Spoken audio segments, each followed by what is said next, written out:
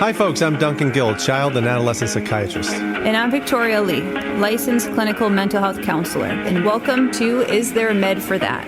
The podcast about teen mental health, behavioral problems, and what to do about them. Victoria and I have been working together for years with kids. Sometimes we use therapy, sometimes medication. Sometimes we just give guidance to parents. And we realize that sometimes kids just need to be left alone. We don't have all the answers, but we've got some of them. We'll do our best to share what we've learned over the years working with struggling kids and their families. We hope you enjoy the show and that we can be helpful to those who have taken on the hardest, most important job in the world, being a parent. Hi, Victoria. Hi, Duncan. What's up? Here we are again, recording a new episode of Is There a Med for That? How are you feeling about our work so far? I'm feeling, we re-recorded the intro and outro, and I feel like I didn't quite stumble across my words as much. And I feel like our sound guy probably can edit it so it sounds coherent. Good. Yeah, Ben's doing a great job. I have faith in Ben. What you want to talk about? I thought it might be fun today to share with our listeners a little bit more about you and a little bit more about me and our role as parents and what we think about being parents. Self-disclosure. Self-disclosure. Yeah, I was thinking yesterday as we prepped for the podcast, which self-disclosure here, our prepping is just literally thinking for a few minutes and this is the what great might part be about interesting. our podcast. So I wrote this book, and God, it took forever. A podcast, you just talk and hope people care about what you say. Right. You just jump on and be real. Right. But I think right now we only have 4 followers, so... We have 6. 6, okay. Yep. 6 bona fide followers. I don't even know who they are. Got to start somewhere. Yeah, so thinking about our episode today, I thought it would be fun. You know, I was thinking about being a parent and about our audience of parents and what is hard about being a parent. Well, you and I know exactly what to do, so it's really not hard for us. You're spoken like a true doctor. Yeah. Smooth sailing. Smooth sailing. You know, I guess what came up for me, I'll take the lead on this. I don't know if you want to share stuff too at some point, Dunk, but... I thought maybe you'd just do all the talking. All right, great. I'm good about talking about myself too, so I can do that. So thinking about being a parent, I have 3 boys. They're all 18 months apart. Charlie, Ben, and Noah. So I'm still in the early years of child rearing, but Charlie's 4, Ben is almost 3, and then Noah is just over 1. And I think for me, the first thing that comes to mind, you know, the low-hanging fruit of what's hard about being a parent is just being tired. Absolutely. The tired part. And I know I still have very young kids, but so I think it'll get a little bit better, but I remember even my mom staying up trying to wait for me to come home when I was a teenager. I was a wild child, so maybe my kids will be wild children, but I definitely was. So thinking about the future, you know, I think it'll get better a little bit from the acute kind of baby stages, but I almost feel like I have to accept perpetual being tired to some degree. Yep. Because life isn't just about all the things I need to get done. It's about, you know, being on all the time. You know, parenting, it isn't. I think I got very groomed as, you know, in my 20s and into my 30s, because my first child was born when I was 33. And so that was, you know, a big chunk of my early adulthood was, you know, I'd go to work, and then when you're done with work, you're done. You know, sometimes you bring some work stuff home, but nothing like being a parent. And for me, initially, that was the hardest part, about just being tired all the time and trying to figure out how do I get rest. And I think initially too, when you get so little sleep, it's normal in the beginning to have periods where you feel down just because you're tired. Yeah, it's a job that's difficult to do if you're well rested, but I wasn't prepared for that either, I don't think. I had a much harder time when they were young. And it's actually gotten much easier for me as they've gotten older. And I don't know if that's kind of me. I mean, I like teenagers, but they become more self-sufficient. I had a harder time identifying with them when they were younger. Yeah. But from my experience, for me, it's gotten easier as kids have gotten older. I've been able to get more sleep.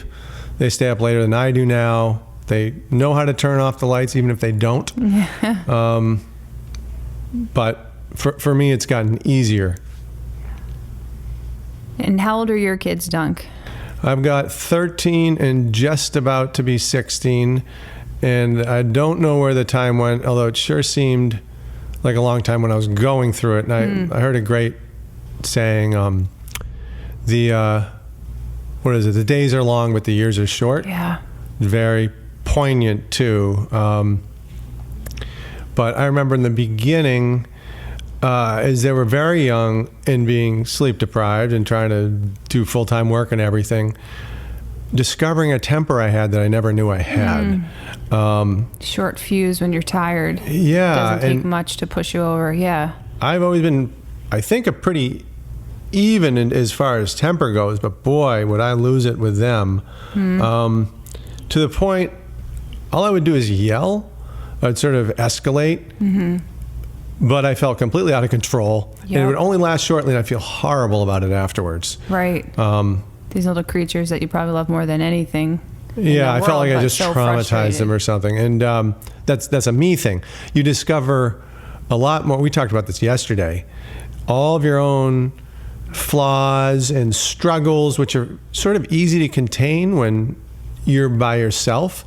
They're harder to contain when you're with a spouse or loved one or partner. And they're even harder to contain when you've got kids, and it just amplifies these things, and it becomes evident in your own relationship with them, and you're trying to sort of, or I'm trying to hide them or work on them at the same time so I don't transmit them to them or make big mistakes. Right. Yeah.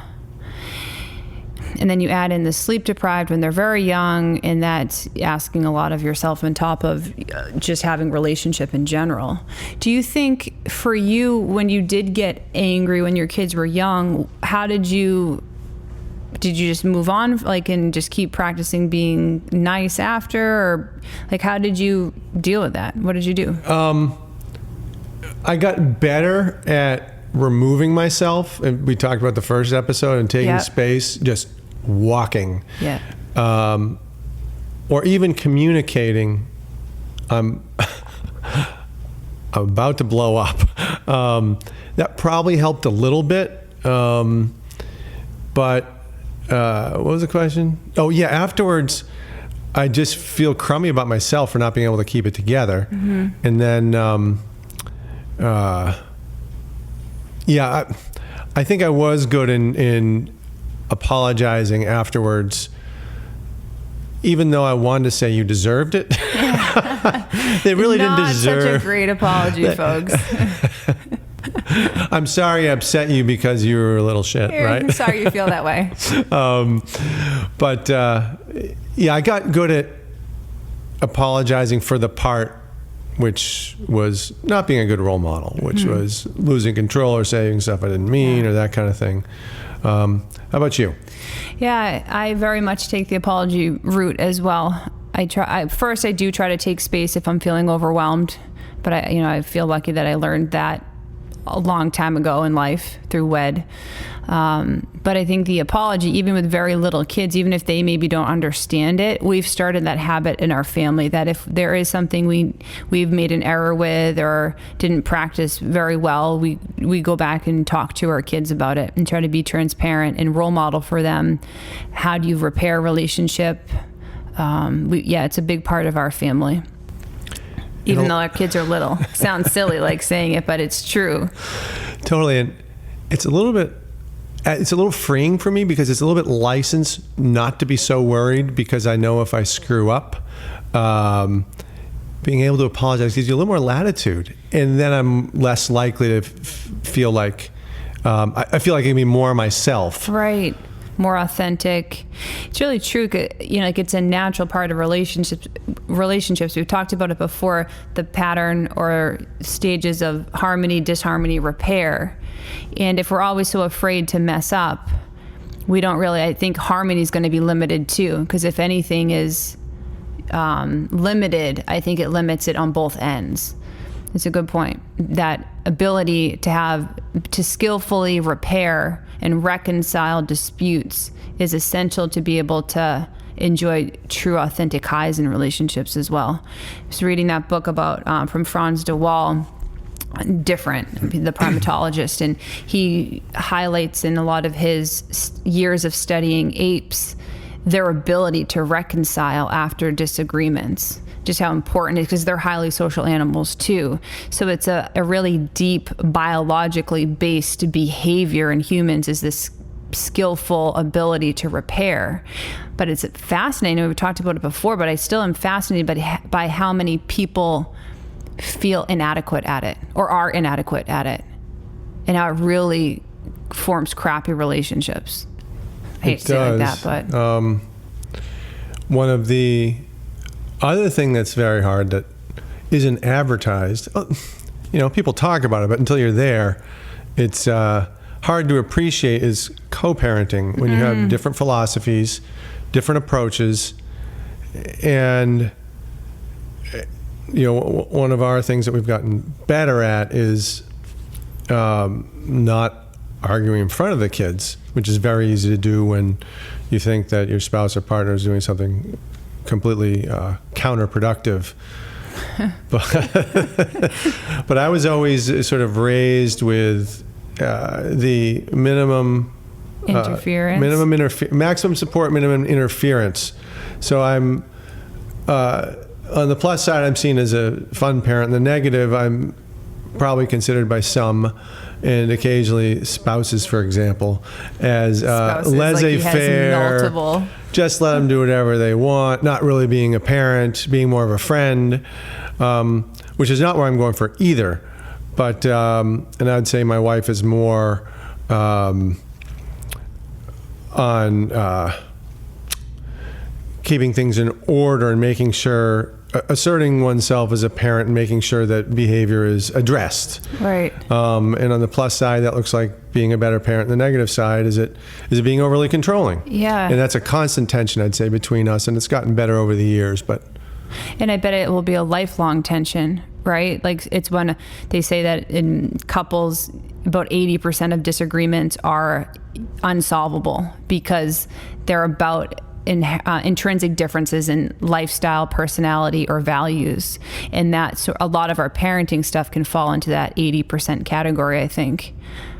Yeah. And how do you disagree in a way that is still functional? How can you have conflict and still be functional, and maybe even use the conflict as an opportunity? Because I mean, even from this perspective, outside, looking in as you share, I right away see like that's diversity of experience for your kids, and that sounds like a great sort of complementary balance that you guys may strike as a team.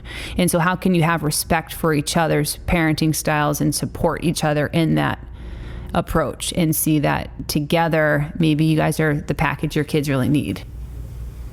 I like that reframing. I like that. It feels good. We'll have to share this one with Marlene. Isn't it nice? I like this one. Yeah. I'm feeling better. We talked before the episode about this potentially being therapy for each other. Yeah. Wouldn't that be funny, doing therapy together, or like on each other at varying episodes? We'll do like Duncan's an hour-long episode. Yeah. We can charge each other. Yeah. Trade money every episode. Yeah, co-parenting, I'm glad you brought that up, because I think for me, again, like I had children 33. To me, it's a little bit later. I know people have babies a lot later than that. But by the time we decided to have kids, I had learned a lot about parenting, and not everyone has that opportunity.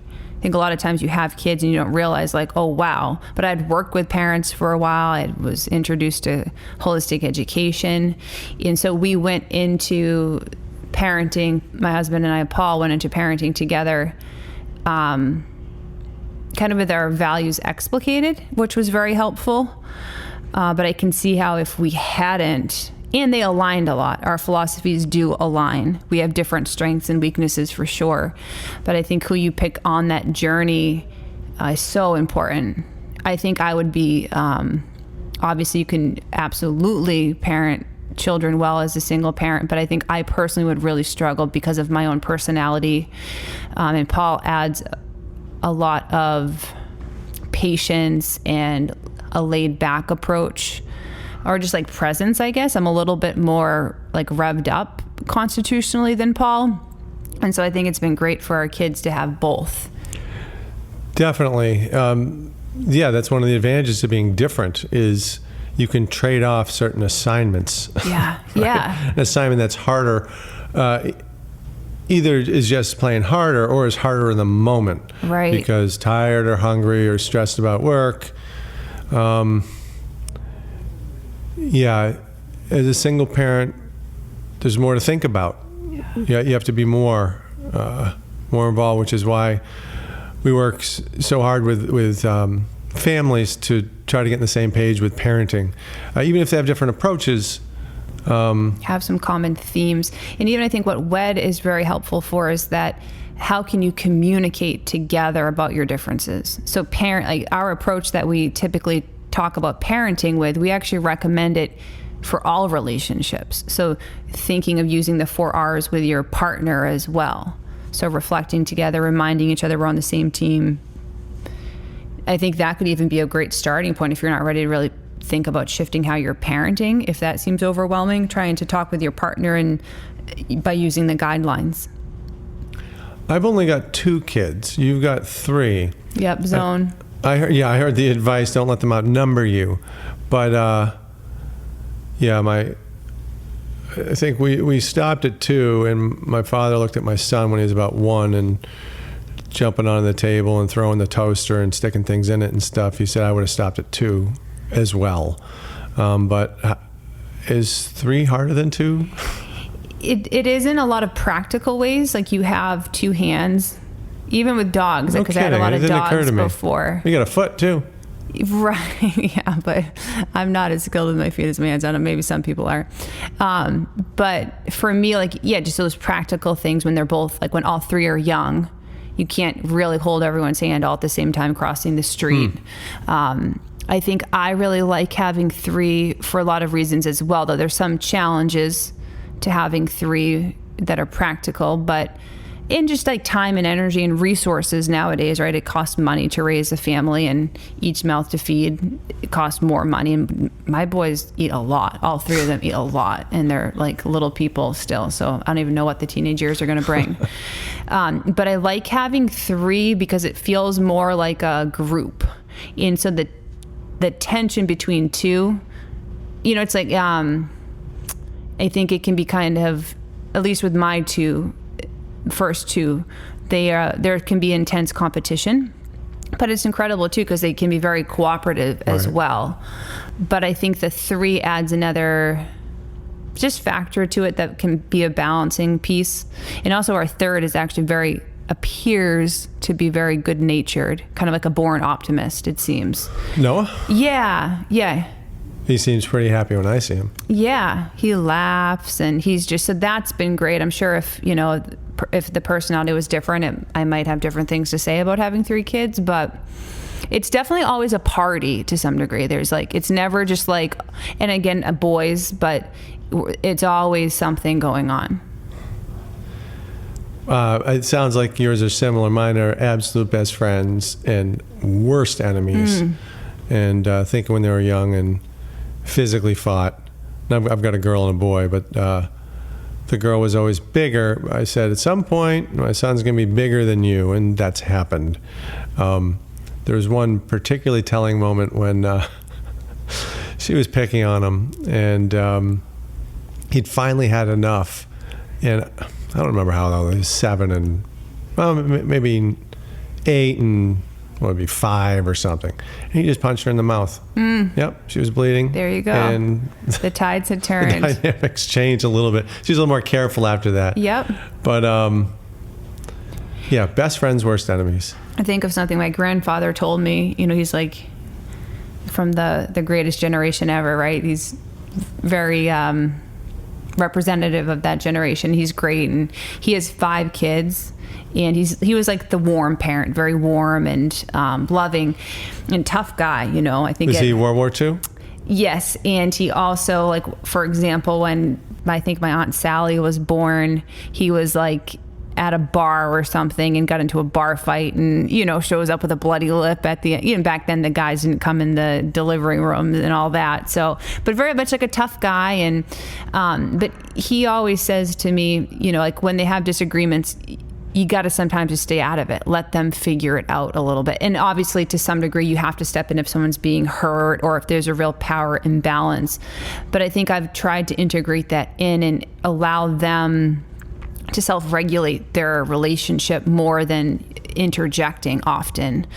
And I think for some of we have boys, so it often, I mean, girls do too, but with our boys, it gets very physical sometimes, like rough housing and tumbling. And I think as a parent, I've really seen how having siblings teaches you so much about how to share, how to have conflict, how to repair. And so we try to use the overarching model of WED, teaching healthy apologies, taking responsibility for your behavior, and then allowing them to actually practice it in their world. Here's a question. Yeah. WED has been designed really to be, I think, the way I think of it is a sort of, explicated approach of good parenting styles. I wonder what would have been like had you not met WED? Would you be doing the same things? Would things be different? Yeah, I imagine they probably would have been very different. I don't think I would have found the right husband, because I think WED allowed me to practice different behaviors.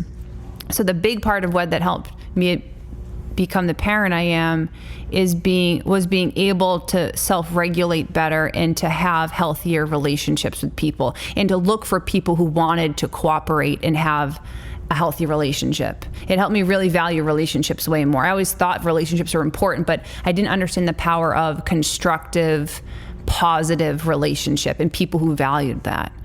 And so I think that was a huge... I don't even know if I would have had kids if I hadn't found WED, because I was very adamant I didn't want kids for a long time.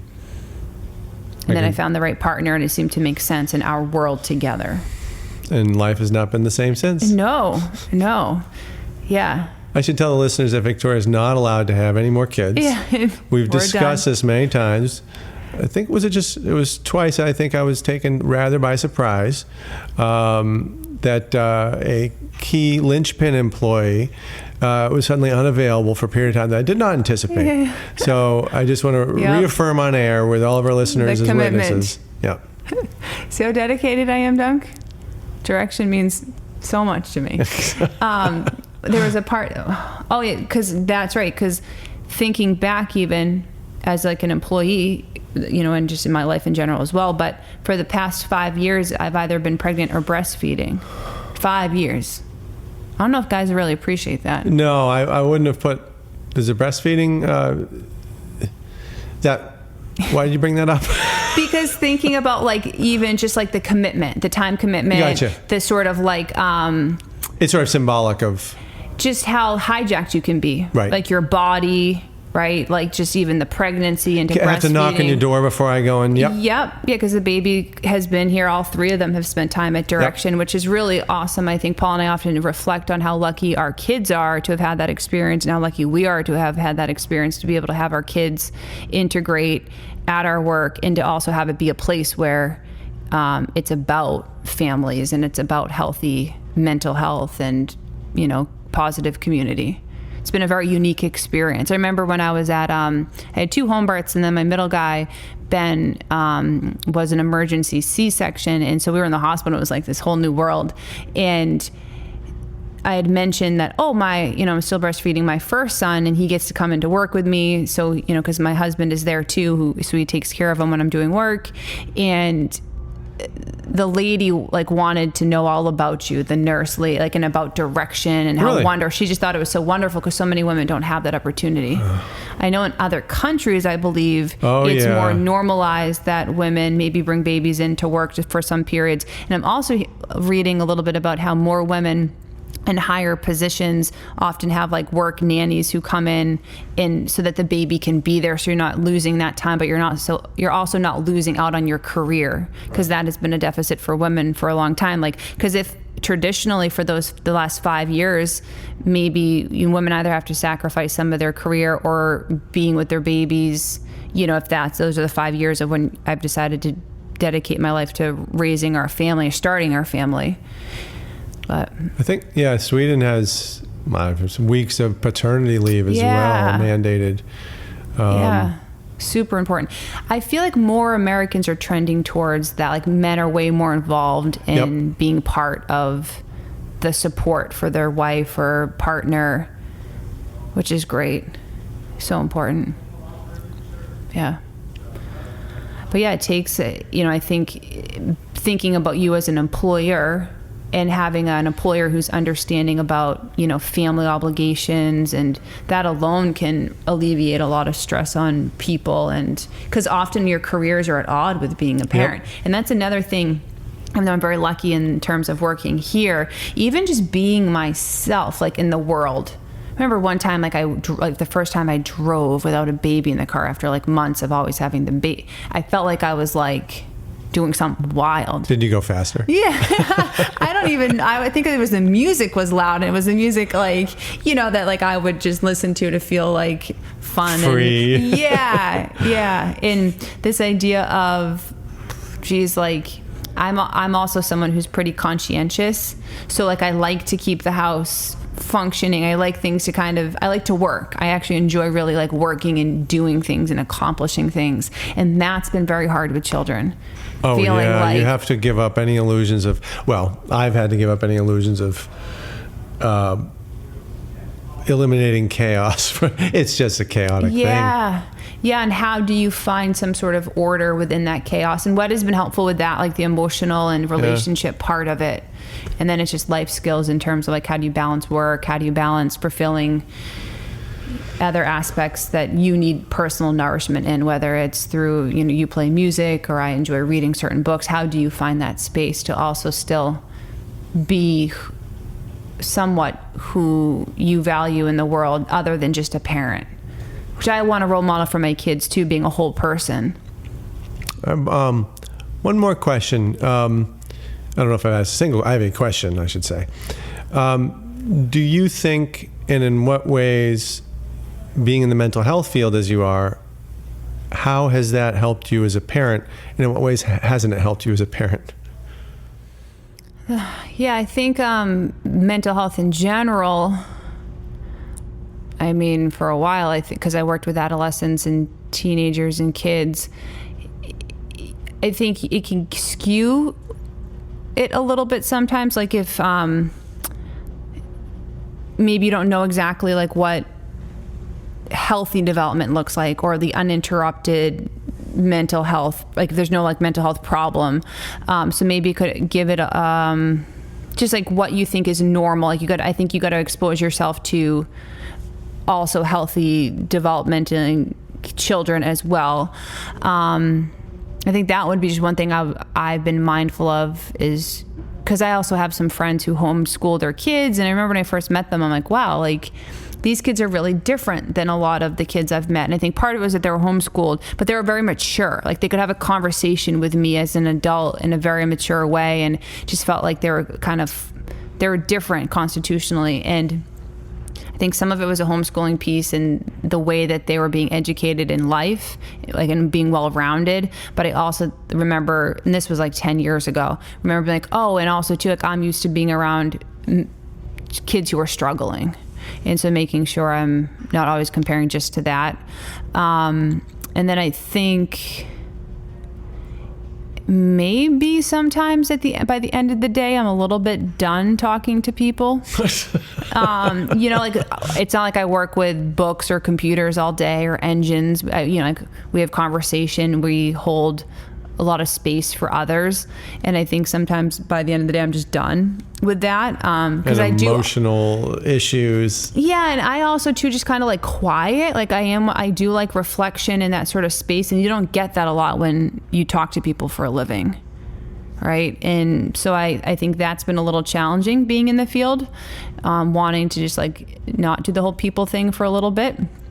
But then you remind yourself that your kid's only young for so long, right, and don't wish that You'll away. Miss it. Yeah, exactly. And then the pros, I think probably just that piece about, one of the things I like about being in the mental health field is that you want to be a good role model, right, for good mental health. And so I've taken care of myself in a lot of ways that have helped me have good mental health, and that's made me a strong parent, I think. What about for you? For me, probably the biggest plus has been seeing the range of issues kids can have and feeling less an anxiety about, is this a huge problem? Because I guess I see huge problems and I see little problems. And it's just a sense of having experience with kids going through different things. And I think it's probably like a doc in another field where you've seen so much of it, particularly the smaller things aren't so worrisome. So the perspective Definitely. helps a lot. Yeah. As far as liabilities, I think it's easy to get a false sense that because you do this, you're somehow an expert in your own kids. I can see how that'd be an easy trap to fall into. For example, think that you can be your therapist for your kid. And there may be skills that you learn that will help you communicate with your kid, but you're not going to be your kid's therapist. That's not going to happen. Right. You just can't be objective about your own kids. Yep. All right. Well, I feel pretty good about being done talking. You? Let's stop this Let's episode. stop this. I've had it. Let's talk about other people's kids. Yes. Tune in next time. Bye-bye. We hope you've enjoyed this episode of Is There a Med for That? For more information about our podcast and our clinical work, visit our website at medforthat.com. If you've got questions, comments, or topics you'd like us to cover, feel free to email us at contact@medforthat.com. We'd love to answer some of your questions on air. Have a great day.